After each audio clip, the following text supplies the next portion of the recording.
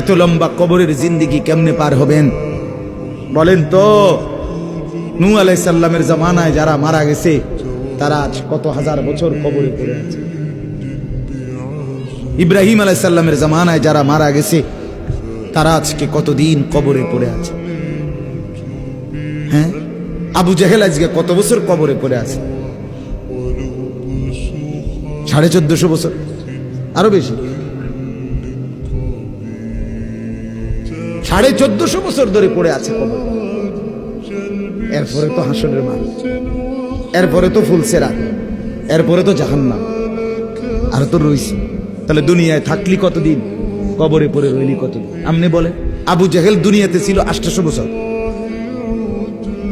কথা কন না? আবু লাহাব দুনিয়াতে জীবিত ছিল 900 বছর, তো কবরে আছে কত বছর? তো বাঁচছে কয় বছর? নাহলে 60 বছর, নাহলে 70 বছর, ঠিক কিনা বলেন? তাহলে দুনিয়ায় ছিলি কতদিন, কবরে আসত কতদিন? আচ্ছা, এই কথাই এখনই মনে হইল?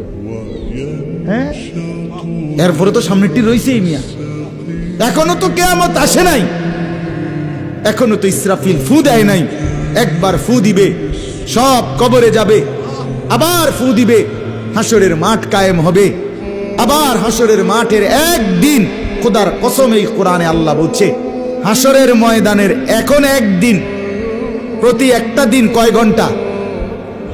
হাসরের একদিন আল্লাহ বলছে 50,000 বছর, 50,000 সানা,